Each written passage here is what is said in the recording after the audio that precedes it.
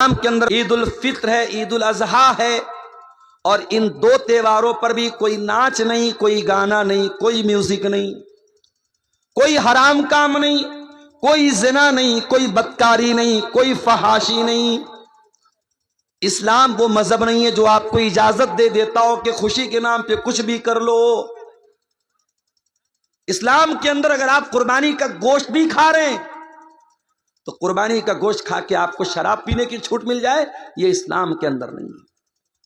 دوسرے مذاہب میں ہو سکتا ہے آج کے دن خوب گوشت کھاؤ، خوب دارو پی لو، اسلام میں اس کی اجازت نہیں ہے۔ خوشی کے موقع پر بھی آپ کو اپنی حد میں رہنا ہے، اپنی اوقات میں رہنا ہے، اپنی لمٹ میں رہنا ہے۔ خوشی کے نام پر بھی آپ کوئی ایسا کام نہیں کر سکتے جس کی اسلام میں اجازت نہیں ہے۔ مدینہ میں ایک شادی تھی، اللہ کے پیارے نبی بھی شادی میں گئے ہوئے تھے۔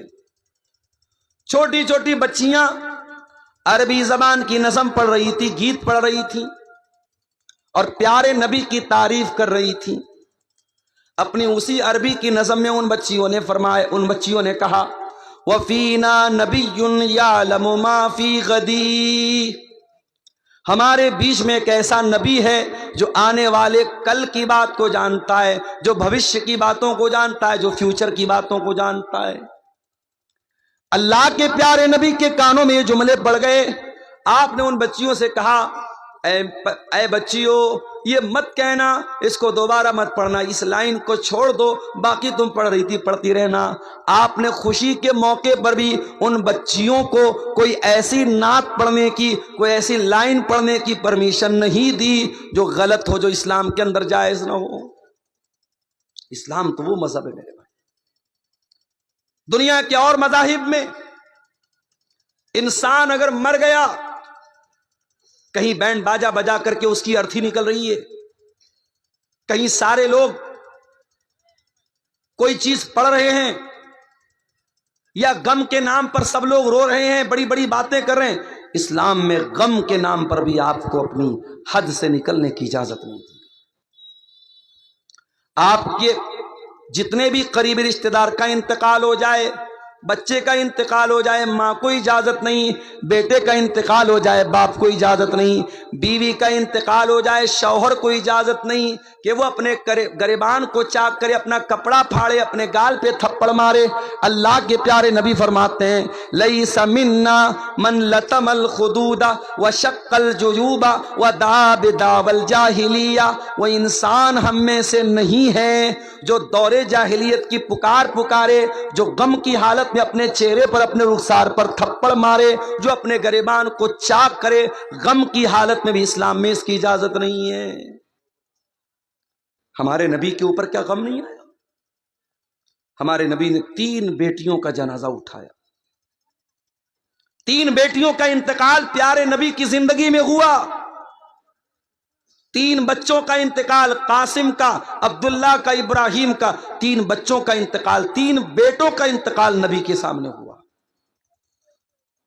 نبی اپنے بچوں کے مرنے پر نبی کی آنکھوں سے آنسو بھی آئے، نبی روئے بھی ہیں، اور نبی کے آنسوؤں کا ذکر ہمیں حدیث کی کتابوں میں ملتا ہے۔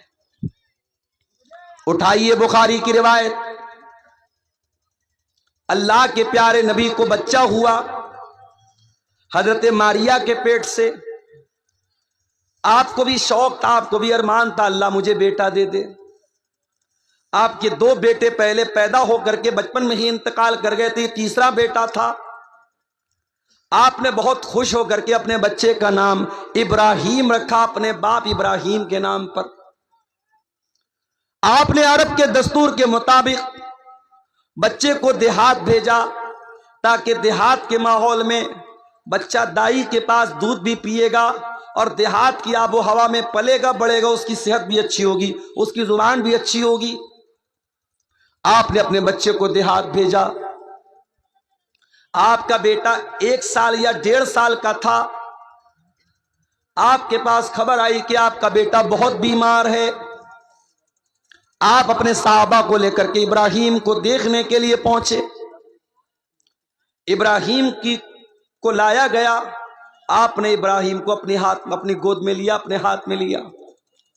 बुखारी के अल्फाज हैं व इब्राहीम यजूद बिनफ्सी, इब्राहीम अपनी आखिरी सांसें ले रहे थे, इब्राहीम का दम टूट रहा है, इब्राहीम की सांसें उखड़ रही हैं और अल्लाह के प्यारे नबी अपने बच्चे को दम तोड़ता हुआ देख रहे हैं। अल्लाह के प्यारे नबी की आंखों से आंसू बहने लगे, आप रोने लगे। सहाबे किराम ने कहा, अय अल्लाह के नबी हम ये क्या देख रहे हैं, आप रो रहे हैं, आपकी आंखों से आंसू बह रहे हैं।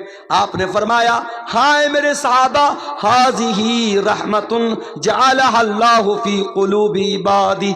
ऐ मेरे सहाबा, ये आंसू तो एक बाप के आंसू हैं जो अपने बेटे के लिए रो रहा है।